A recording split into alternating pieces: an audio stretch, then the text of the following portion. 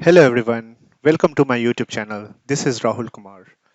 आज हम लोग डिस्कस करने वाले हैं हॉर्स पावर और टॉर्क।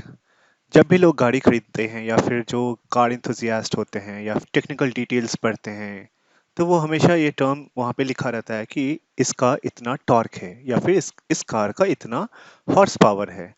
साथ साथ में आप लोग ये भी देखते होंगे कि इतना टॉर्क इतने आरपीएम पे है कार का, और इतना इतना हॉर्स पावर इस आरपीएम पे अचीव हो रहा है।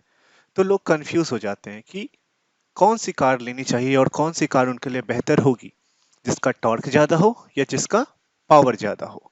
और लोग इसमें भी कंफ्यूज हो जाते हैं कि टॉर्क का क्या फैक्टर होता है कार पे, और उसी तरह से पावर का क्या इफेक्ट होता है आपके कार परचेस पे।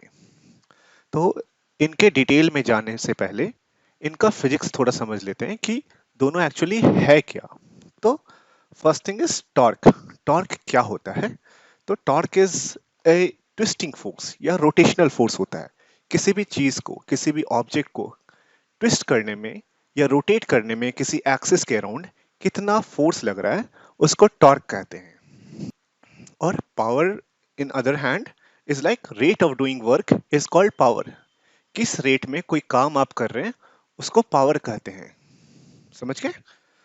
फिजिक्स में जाने से पहले हम थोड़ा ऐसे लेमैन भाषा में समझते हैं कि टॉर्क और पावर होता क्या है, जो जो हमें रियल लाइफ में पता चले देख के कि यहाँ पे टॉर्क इफेक्ट कर रहा है या पावर इफेक्ट कर रहा है।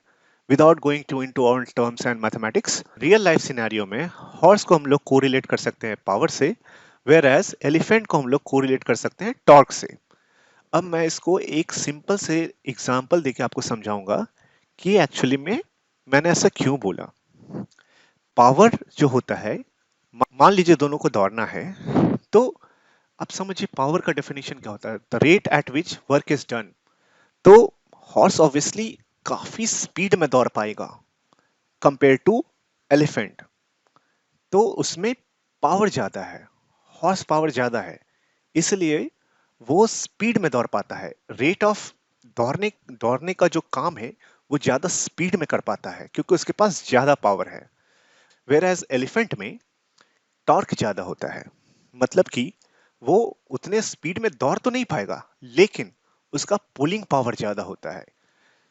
पुलिंग पावर ज्यादा होता है इसका मतलब क्या, कि मान लीजिए 200 केजी का लोड मैं हॉर्स पे डाल देता हूँ और 200 केजी का लोड मैं एलिफेंट पे डाल देता हूँ, तो elephant will do pull that 200 kgs with the same ease. उसको पता भी नहीं चलेगा कि मैं इतना ज्यादा लोड कैरी कर रहा हूँ, क्योंकि उसका इतना ज्यादा टॉर्क है कि उतना डिफरेंस नहीं बनाएगा उसके स्पीड पे। टॉर्क ही है, भले ही उसका स्पीड ज्यादा ना हो, 20 किलोमीटर पर आवर ही उसका मैक्स स्पीड हो या 30 किलोमीटर पर आवर ही उसका मैक्स स्पीड हो, लेकिन उसका टॉर्क ज्यादा होने की वजह से उसके स्पीड में डिक्लेरेशन नहीं होगा, मतलब उसका स्पीड घटेगा नहीं। वेयर एज पहले घोड़ा 80 किलोमीटर की रफ्तार से दौड़ पाता था, अगर आप इतना लोड डाल दीजिएगा तो शायद वो बढ़ भी ना पाए, और थोड़ा लोड घटा दीजिएगा तो वो बढ़ भी पाएगा, तो उतना उस स्पीड पे नहीं जा पाएगा। चलिए अब समझते हैं टॉर्क और पावर क्या होता है फिजिक्स के टर्म्स में। पहले टॉर्क की बात करते हैं। टॉर्क का फॉर्मूला आप देख पा रहे हैं, torque equals to force into distance. Force, जो फोर्स आप उस पर अप्लाई कर रहे हैं, डिस्टेंस जहां से एंगल ऑफ रोटेशन है उसका। फॉर एग्जांपल्स आप स्पैनर में देख पा रहे हैं कि फोर्स यहाँ पे लगा और डिस्टेंस जो हुआ, ये डिस्टेंस होगा, मतलब जहाँ पे मेरा रोटेटिंग पार्ट है और यहाँ से रोटेट कर रहे हैं, इसके अराउंड ये घूमेगा, एंगल ऑफ रोटेशन, उसको डिस्टेंस कहेंगे। तो आप देख सकते हैं विद द सेम स्पैनर, एक स्पैनर बड़ा है, एक स्पैनर मैंने छोटा लिया है, लेंथ बड़े वाले स्पैनर का डबल है छोटे वाले स्पैनर से, और सेम अमाउंट ऑफ फोर्स लगा के मैं डबल टॉर्क प्रोड्यूस कर पा रहा हूँ। दूसरा, आप डे टू डे लाइफ में देखते होंगे एग्जांपल, आपके डोर का, ये हिंज हो गया दरवाजे का जहाँ से दरवाजा घूमता है जिस पे, और दूसरा हो गया ये दरवाजा। तो आप देख पा रहे हैं ए और बी पे फोर्स लग रहा है, बी का डिस्टेंस हिंज से काफ़ी ज़्यादा है, तो अगर आप बी पे फोर्स लगाते हैं, बेसिकली जहाँ पे उसका हैंडल होता है दरवाजे का, तो बी पे फोर्स लगाइएगा तो दरवाजा इजीली घूम जाएगा। इंस्टेड ऑफ ए पे आपको बहुत ज़्यादा फोर्स लगाना पड़ेगा दरवाजा घुमाने के लिए। ठीक है, फिजिक्स के सम टर्म्स फिजिक्स के टर्म्स में समझते हैं टॉर्क पावर क्या होता है। ठीक है, पहले टॉर्क की बात करते हैं। टॉर्क का फॉर्मूला होता है फोर्स इंटू डिस्टेंस। ठीक है, डिस्टेंस जो होता है जहाँ पे उसका एक्सेस और रोटेशन है वहां से डिस्टेंस होता है फोर्स का।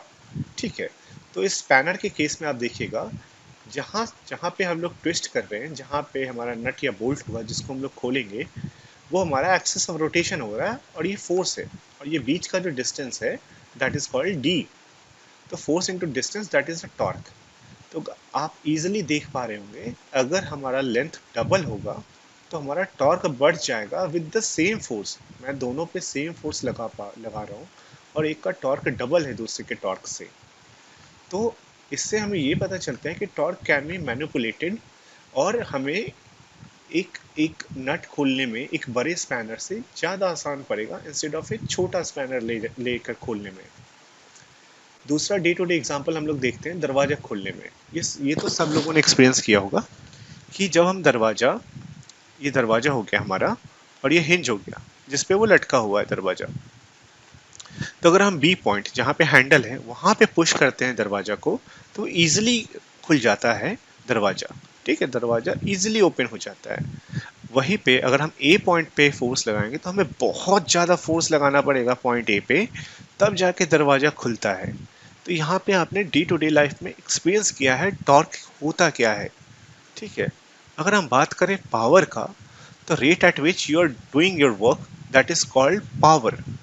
अगर दरवाजा ही खोल रहे हैं तो किस रेट पे खोल रहे हैं, ठीक है, वो हो गया उसका पावर। रेंज से ही अगर नट खोल रहे हैं तो किस रेट पे खोल रहे हैं आप nut, that is called your power. एक टॉर्क पे वो नट खुलना स्टार्ट हो जाएगा। ठीक है, एक एक टॉर्क फोर्स बढ़ाते जाइएगा तो एक टॉर्क पे जाके वो नट खुलना स्टार्ट हो जाएगा, लेकिन किस रेट पे आप उसको खोल रहे हैं दैट इज कॉल्ड पावर। वही चीज होता है ऑटोमोबाइल की दुनिया में भी। अगर उसका पावर ज़्यादा है तो उसका आरपीएम ज़्यादा होगा, उसका एक्सेलरेशन ज़्यादा होगा, तो वो जल्दी से पिकअप लेगा और बहुत जल्दी एक्सेलरेट करेगा। इसलिए आप देखते होंगे स्पोर्ट्स कार में पावर का ज़्यादा इंपॉर्टेंस होता है ना कि टॉर्क का। वो लोग हमेशा ज़्यादा पावरफुल गाड़ियाँ लेते हैं, हमेशा ज़्यादा पावरफुल गाड़ियाँ लेते हैं, क्योंकि उनको एक्सेलरेट करना है, उनको ज़्यादा स्पीड रखना है, उनको तुरंत आगे बढ़ना होता है। ठीक है, आप देखिएगा एक ज़्यादा पावरफुल गाड़ी ना आपको ज़्यादा मज़ा देगी रोड पे किसी को ओवरटेक करने में, क्योंकि उसमें पावर ज़्यादा है और वो बहुत जल्दी एक्सेलरेट हो सकती है। ठीक है, इसलिए पावरफुल गाड़ियाँ ओवरटेक करने में आपको ज़्यादा मदद करेगी इंस्टेड ऑफ लो पावरफुल गाड़ियाँ। ठीक है, अब देखते हैं इंजन के टर्म में कि पावर और टॉर्क होता क्या है। यहाँ पे मैं आपको क्लियर कर दूंगा सब कुछ कि अंदर क्या होता है। ठीक है, सबसे पहले हम लोग जानेंगे कि इंजन काम कैसे करता है, वर्किंग प्रिंसिपल क्या होता है। कोई भी इंजन 4 स्ट्रोक प्रिंसिपल पे काम करता है। ठीक है, पहला स्ट्रोक होता है इनटेक, जहाँ पे फ्यूल और एयर दोनों वॉल्व के थ्रू अंदर आते हैं। ठीक है, सेकेंड होता है कंप्रेशन, ये कंप्रेस किया जाता है, तो यहाँ पे काफ़ी ज़्यादा प्रेशर जनरेट किया जाता है। जब भी कंप्रेशन होगा तो यहाँ पे प्रेशर जनरेट होगा।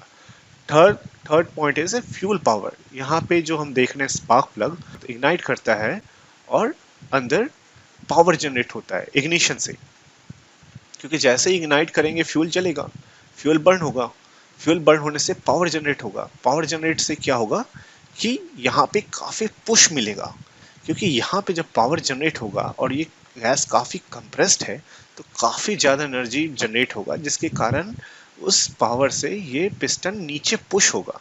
ठीक है, नीचे पुश होगा तो यहाँ पे फोर्स लगेगा जिसके कारण ये घूमेगा। ठीक है, और ये नीचे जाएगा। ठीक है, फोर्थ स्ट्रोक में ये पूरा का पूरा गैस जो बर्न हो गया वो एग्जॉस्ट के थ्रू बाहर निकल जाएगा। ठीक है, अब देखते हैं कि इसमें टॉर्क और पावर क्या होता है। फर्स्ट हम लोग पावर डिस्कस करते हैं। जिस रेट पे ये ऊपर नीचे हो रहा है, जिस रेट पे ये फ्यूल आ रहा है, बर्न हो रहा है और बाहर निकल रहा है, जितना ज़्यादा स्पीड में हो रहा है वो उसका पावर हो गया, क्योंकि जितने स्पीड में ये होगा उतने स्पीड में क्रैंकशाफ्ट रोटेट करेगा। ठीक है, इनपुट शाफ्ट को जितने स्पीड में ये रोटेट होगा उतने स्पीड में व्हील्स हमारा रोटेट होगा, क्योंकि ये इनपुट शाफ्ट से कनेक्ट होता है, इनपुट शाफ्ट हमारे व्हील से कनेक्ट होता है। ठीक है, अब समझते हैं टॉर्क। अगर इस पे ये बर्न हुआ, ठीक है, कितना ज़्यादा प्रेशर लगा इस पे, ठीक है, कितना ताकत लगा इस पे, वो दर्शाता है इसके टॉर्क को। पावर दिखाता है कि कितने स्पीड में ये ऊपर नीचे जा रहा है, कितना आरपीएम है इसका। और सेकेंडली जो टॉर्क है वो दिखाता है कितने फोर्स के साथ ये नीचे पुश कर रहा है, वो उसका ट्विस्टिंग पावर हुआ, कितने फोर्स से पुश कर रहा है ये, वो इसका ट्विस्टिंग पावर हो गया। ठीक है, उसको कहते हैं टॉर्क। और टॉर्क देख रहे होंगे आप डेफिनेशन, फोर्स इंटू डी। जो फोर्स इस पे लगा, ठीक है, फोर्स जो इस नीचे लग रहा है इसके थ्रू जो क्रैंक शाफ्ट पे फोर्स लग रहा है, और ये जो इसका डिस्टेंस हुआ डी, वो हुआ टॉर्क। तो अगर टॉर्क अगर आपको ज्यादा करना है तो थोड़ा सा लेंथ ऑफ क्रैंक शाफ्ट बढ़ाएंगे, आपका टॉर्क बढ़ जाएगा। ठीक है, लेकिन उससे क्या होगा कि इसका ट्रैवल लेंथ बढ़ जाएगा, जिसके कारण आरपीएम घट जाएगा। समझ पा रहे हैं आप?